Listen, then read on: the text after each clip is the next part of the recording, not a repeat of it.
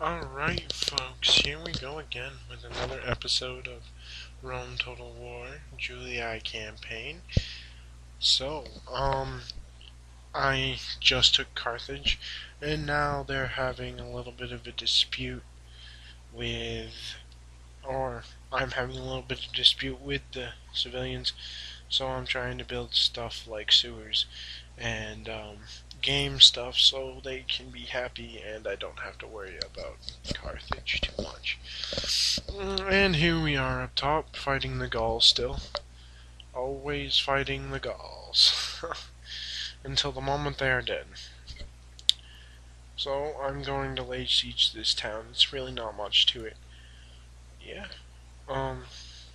If you guys want to check out some awesome gameplay, by the way, you should really head over to my friend's channel.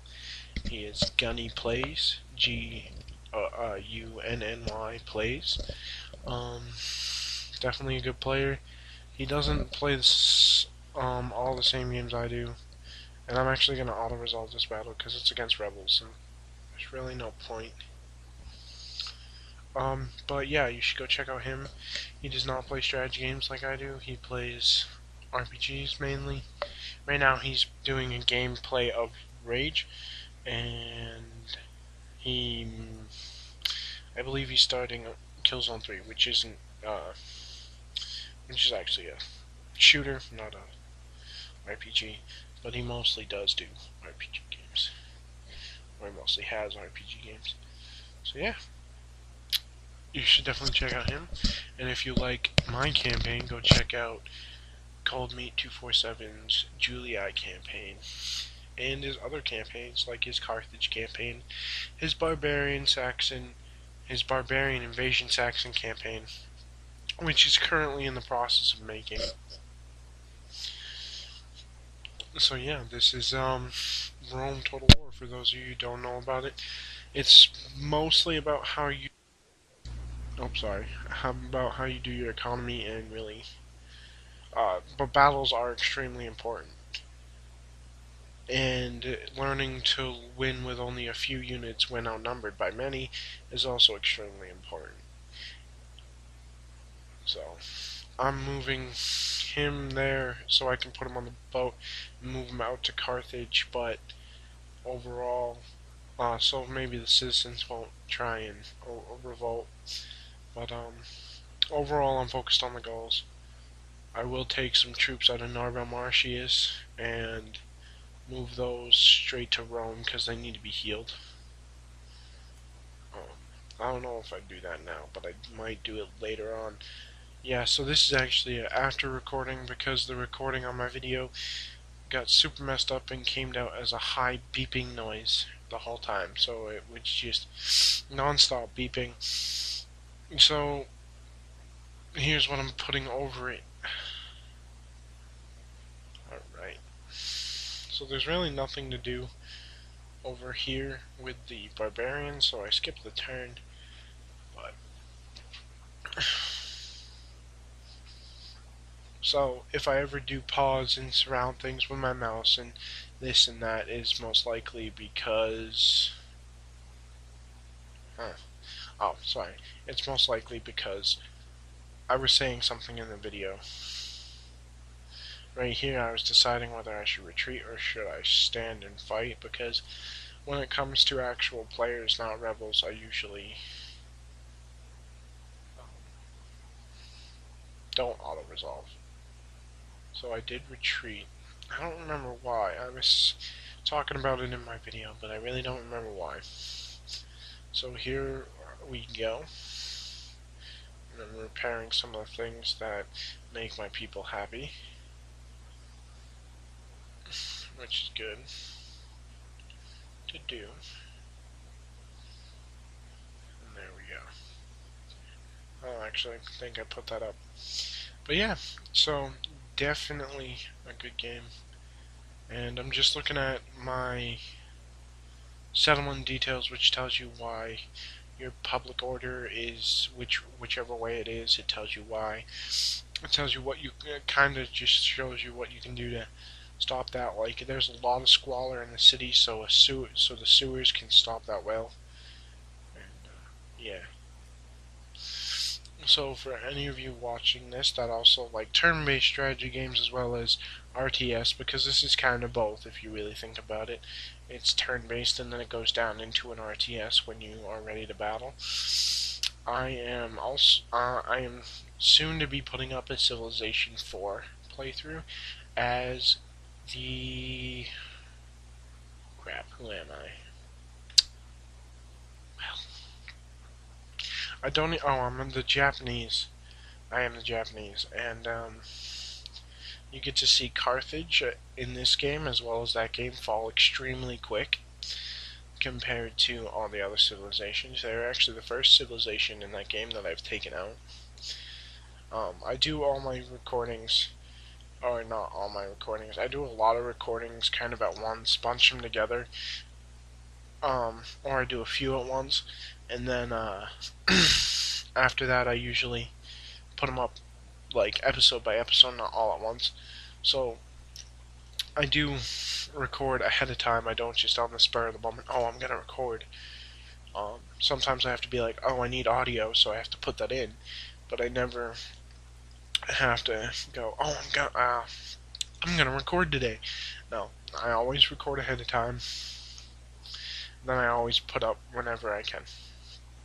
And I'm just looking at my family tree to see who died. And only 2 people in my family tree have died, and one of them being a younger person. They died at Carthage, and Flavius Julius, who died just after a battle with Carthage. So, yeah, that's what happened with my family tree. If you haven't watched my earlier videos, I kind of understand because some of them are really long, and I wouldn't want to sit through that either, or at least not the whole thing, not watching the whole thing, but I can't, but because a lot of it is this, not much of it is battle, but the battle can get interesting, especially when you have like 1,000 to 3,000 and are attacking, which actually happened to me in the video after this that I recorded. I attacked another unit, the Spanish, because they were besieging Narva Martius, and it turned out that they had more units than I did, so I just engaged them. And they got really close to my line, which helped me out, especially because their general was the first one to be close to my line. And then I moved my line into attack and shot my general straight through to their general. So I quickly slayed their general after using my cavalry to try and keep their lines from like encircling my units. And they started to break really easy on the left side. Now the right side, if you watch the video, which I will be putting up probably the day after this one, if you watch me with the right side,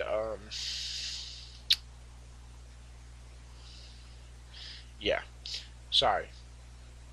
If you watch the video, the left side breaks really easily, and the right side kind of crushes my cavalry, and starts to crush the right side of my line. And that's also due to the part that I kind of neglected that side of the line. Oh, I think I know why I retreated. I retreated because I didn't have enough troops, and then I recruited barbarian mercenaries, I believe. Or I did that before. I'm not 100% sure.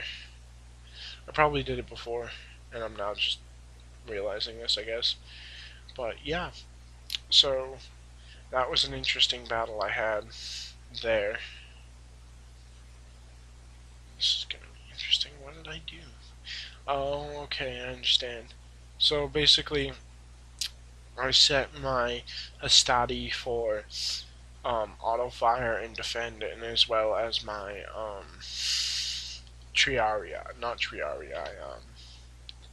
Vilites. So a whole lot of range will come out my enemy when they hit those barbarian mercenaries, and then I'll be able to push up with my Hastati. I think that was the overall goal. It has been a while since I recorded this one, and I did talk about it while I was playing, but seems there's actually no audio, or no good audio. They came up with the video. I'm not 100% sure what I was doing. Most of the time, my strategies are quick, spur of the moment ideas.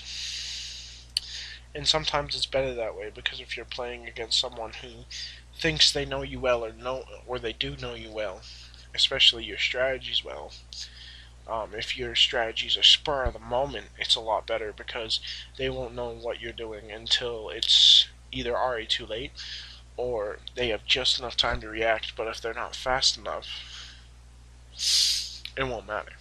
So sometimes it is good to keep a spur of the moment strategy up your sleeve, and always be thinking. Don't overuse your strategies, especially if you're playing against real players and you're playing with your friends, because they will eventually just learn your strategies. By the way, right now I was talking about that 2D rotating tree, that picture flat rotating tree. Um, that's what I was talking about, and that's why you saw the camera hang there for a little bit. But yeah, so in my opinion, it is a lot better to not familiarize yourself with one strategy when you're playing with your friends, because they'll figure it out and then they won't really stop. And most of the time they'll win because they know what you do, so they know how to counter it. So unless you try and counter their counter, which a lot of people expect people to counter their counter, so that's really not going to help you at all. You should just kind of use spur of the moment strategy to, that's what I call it, spur of the moment strategy. You should use that to save yourself in those situations. So here they are, they're breaking through my middle when their general begins to retreat. And that's when I charge my general and break their middle, and their right, and their left, and I think they're right too. So at this point, it's just like an all-out, why not just kill my enemy thing. They're all retreating, and that's the battle. When I know that it's just a chance to slaughter more of the enemy, I'll do it. But if it's like I have only a few units and they'll keep just attacking me no matter what, I really don't care. Or if it's a siege, usually in siege battles, I just say, you know what, it's the end of the battle. I'll just end the battle here instead of keep going on trying to kill more enemy units. Because I believe if it's anything like the other Total War games I have played, when you capture a settlement, you kill everything inside. There's no ands, ifs, or buts. Which can be beneficial, but can also hurt you if you have your best general, but not enough troops in a city that's like on your borders. Like Narbo Martius, I have a good general there. Had, because I just moved him out. And I don't really have many troops there, so it really doesn't balance itself out too well. So yeah.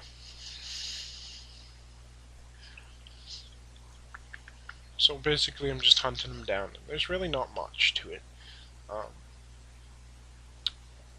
And just to let anyone who's still watching know, if you are interested in my Civilization series, the first, I think the 6 videos will not have any sound, any audio. It will have commentary, and I do not have any like music audio playing, so hopefully you don't mind. You just don't mind me talking the whole time, or you just like seeing how I play, because it's interesting. Within all my videos are right around 15-16 minutes, and within I think 5 I'm at war with. I just destroyed Carthage. I declared war on the Mongolians, and the Spanish declared war on me. So within 60 plus minutes of gameplay, I have already, which really isn't strange, I have already been to war and crushed a civilization and am at war with 2 others. It's really not a strange thing, and sometimes it even happens faster, like in Civ, I actually think it is Civ 4, Beyond the Sword, which is what I'm playing. I started out as the Celtic. So I started out as Bokuda, not the other guy there, who I didn't even know. I didn't even know that there was another guy until just the other day when I played, and I was Celtic with a random leader because I thought, well, it'll only be her, and it turned out to be someone else. Well, and anyways, back to that. So I took Beijing and the Ethiopian capital, I think it was, within 20 turns with warriors. I think now it was later than that, but it was really early game. It was within the first 50 turns, and it was with warriors, and it gave me a real leg up on the game. Actually, the way I defeat Carthage is kind of cheap, and I actually didn't know that I was going to get such an advantage for doing what the game was asking me to do. But it gave me a real big advantage to help me destroy Carthage, because I barely took the city, their first city, but I took it for a reason, and that reason allowed me to take, that reason's rewards allowed me to take Carthage. So that was good. That was actually pretty funny, because I actually didn't know what was going on either. I was like, and then when it happened, I was like, whoa, what just happened? So yep, I just repelled the Gauls, and now I'm going to besiege the city again. I'm gonna build those in case I actually want to attack, but I don't think I do. I think I waited out, because honestly, 5 turns or whatever isn't really that much to wait. And it's a lot easier than just slaughtering my men on accident, trying to get into the walls and do everything.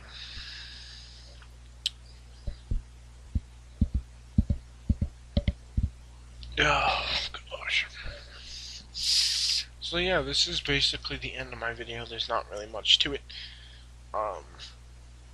I'm basically just heading around and building stuff at all my cities before I actually end the game. So, for all of you out there who are watching, and all of you out there who have watched my other videos, thank you for sticking by. Thank you for watching them all the way through if you have. And they will be shorter. I will try and make them 15 minutes apiece, 15 to 20, and nowhere over.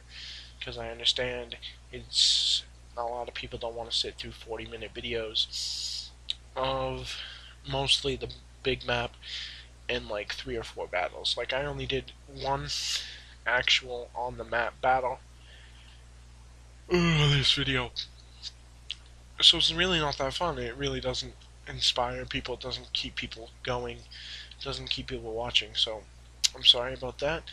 And here I was trying to make peace with them, but seems they attacked me. I actually will take that city. So yeah, thank you guys for watching, and I will see you guys on the battlefield.